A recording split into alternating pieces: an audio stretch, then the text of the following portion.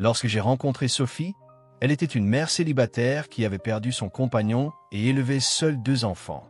L'un d'eux, Lucas, avait 4 ans, débordant d'énergie, courant partout avec ses petites voitures et posant 1000 questions.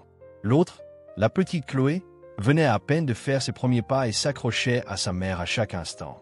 Son père, un militaire, était mort en service. Il était considéré comme un héros, mais les héros ne rentrent jamais chez eux. Cette perte avait plongé Sophie dans une lutte quotidienne pour garder tout sous contrôle, et on voyait bien à quel point elle était épuisée. J'ai vu une femme qui avait traversé des épreuves terribles, se débrouillant seule. Alors j'ai décidé de l'aider, non pas parce que c'était obligé ou que quelqu'un me l'avait demandé, mais parce que j'en avais envie. Je voulais offrir à ses enfants un foyer stable, être le père qui leur avait manqué et faire en sorte qu'ils ne ressentent jamais le manque de quelque chose d'essentiel. Pendant des années, c'est exactement ce que j'ai fait. Je travaillais de longues heures, mais jamais je ne laissais mon boulot interférer avec ma famille. Je m'assurais que Lucas et Chloé aient tout ce dont ils avaient besoin. Une bonne école, des vêtements neufs, un toit sûr et un repas chaud chaque soir. Il ne s'agissait pas seulement d'argent. J'étais présent à chaque réunion scolaire, assis au premier rang et applaudissant de toutes mes forces. Chaque anniversaire se transformait en fête avec gâteaux, cadeaux et rires partagés. Chaque sortie était planifiée pour créer des souvenirs inoubliables. On ne m'appelait pas simplement par mon prénom, on m'appelait « Papa », et cela sonnait vrai. Ils m'aimaient comme un père, et je les aimais comme s'ils étaient mes propres enfants. Je me sentais vraiment l'homme le plus chanceux du monde. Mais la vie réserve parfois des surprises, et alors que je pensais que tout était parfait, les choses ont commencé à changer. Des remarques irrespectueuses surgissaient ici et là, rien de trop grave au début, et je me disais que c'était simplement la phase de l'adolescence. Je n'aurais jamais imaginé à quelle vitesse tout ce que j'avais bâti allait s'effondrer. Quand Lucas a eu 17 ans, il a soudainement estimé qu'il était trop grand pour suivre des règles. Il commençait à rentrer tard à la maison, ignorait le couvre-feu et balaya mes conseils d'un revers de main. Chloé, âgée de 14 ans, suivait la même voie. Elle imitait son grand frère, roulait les yeux au ciel et agissait comme si rien de ce que je disais n'avait d'importance. À chaque fois que je leur demandais de ranger leurs affaires ou de se concentrer sur leurs devoirs, ils m'ignoraient et continuaient leur chemin. Quand j'essayais d'imposer ne serait-ce que des règles simples, ils réagissaient vivement. Tout ce que je voulais, c'était un peu de respect. Mais pour eux, mes règles semblaient être de l'oppression, un moyen de contrôle. Et à chaque réplique, je regardais Sophie, espérant qu'elle intervienne. Mais elle restait silencieuse, parfois absorbée par son téléphone, parfois laissant échapper un soupir comme si j'étais le seul à me comporter de manière déraisonnable. Au début, je me disais que peut-être Sophie était juste fatiguée, qu'elle ne voulait pas envenimer les choses ou qu'elle préférait maintenir la paix. Mais avec le temps, il est devenu évident qu'elle ne faisait pas que rester en retrait, elle laissait vraiment les enfants me traiter ainsi. Cela aurait dû être mon premier signal d'alarme. Je n'oublierai jamais la nuit où tout a basculé.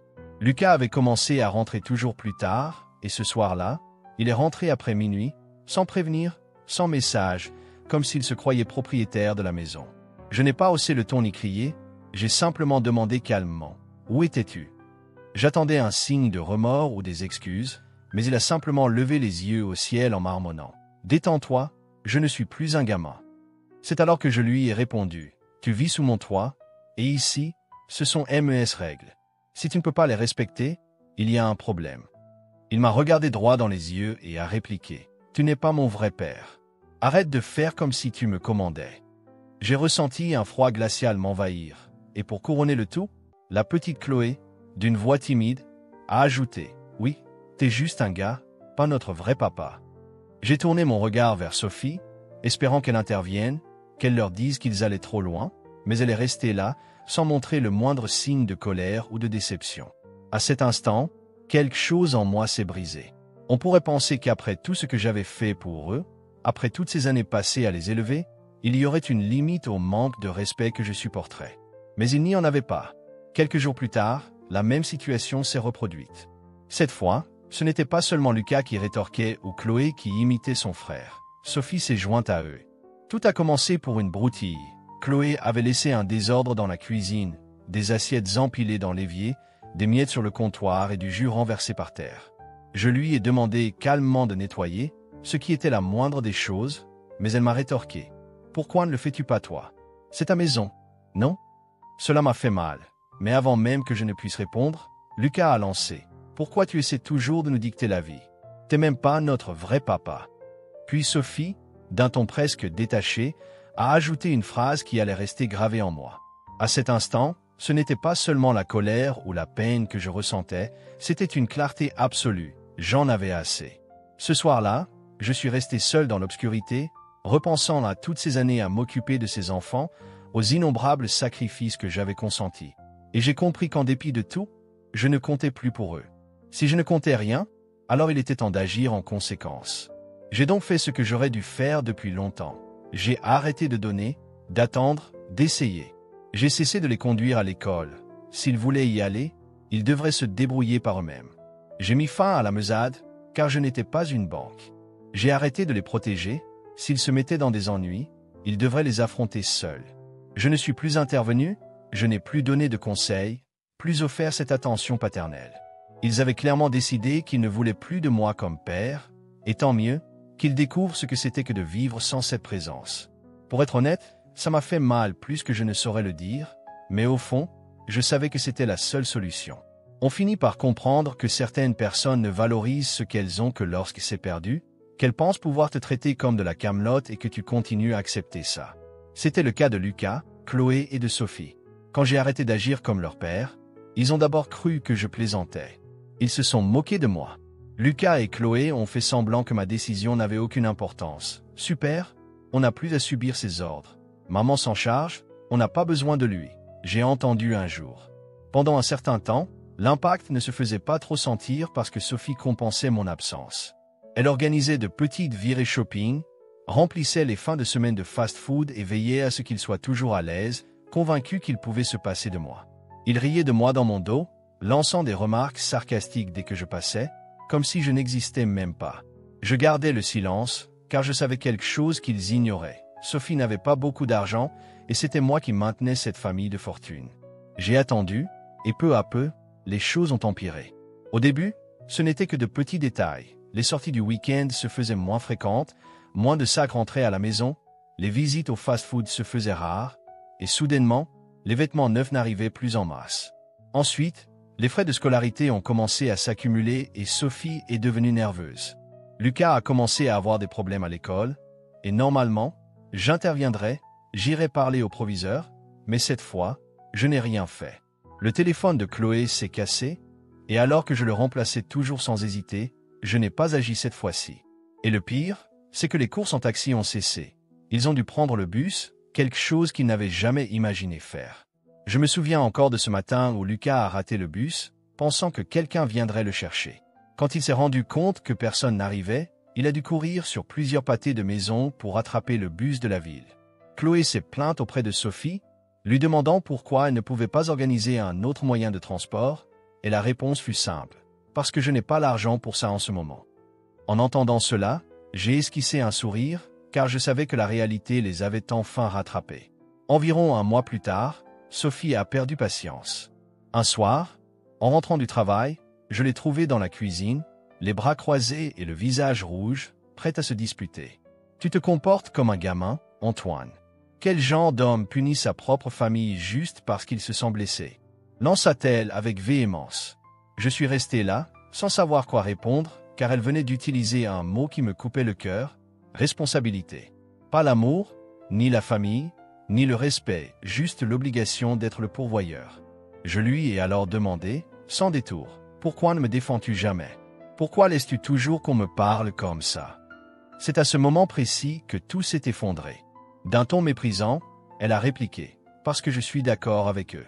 Antoine, tu n'as jamais été leur vrai père. » J'ai senti un froid glacial m'envahir. Elle a continué, « Je leur disais toujours de ne pas te laisser les contrôler. Je les ai élevés seuls avant ton arrivée, et je peux le refaire. Je devrais m'être mis en colère, être dévasté. Mais étrangement, j'ai ressenti un immense soulagement. Enfin, elle avait osé dire la vérité à haute voix. Je n'étais pas leur véritable père, ni leur partenaire, juste un moyen de paiement, une commodité. Lucas et Chloé se tenaient dans le couloir, les bras croisés, affichant un sourire de satisfaction. C'était là que l'on voyait leur vraie nature. J'ai hoché la tête, me suis retourné et je suis parti, non pas par faiblesse, mais parce que j'en avais assez. J'ai toujours cru que quand les gens te montrent qui ils sont vraiment, il faut les croire. Et là, je n'avais plus d'autre choix que d'accepter la réalité. Après avoir cessé de subventionner leur mode de vie, les enfants ont commencé à se comporter encore plus agressivement. Bientôt, mes affaires personnelles ont commencé à disparaître. Les documents soigneusement rangés sur mon bureau s'évanouissaient quand j'en avais le plus besoin, et un jour, en retrouvant ma voiture dans le garage, j'ai vu qu'elle avait été rayée, avec des marques profondes sur la portière du conducteur. Au début, je n'arrivais pas à croire qu'il pouvait faire une chose pareille. Mais un soir, en rentrant, j'ai découvert que mon placard avait été saccagé.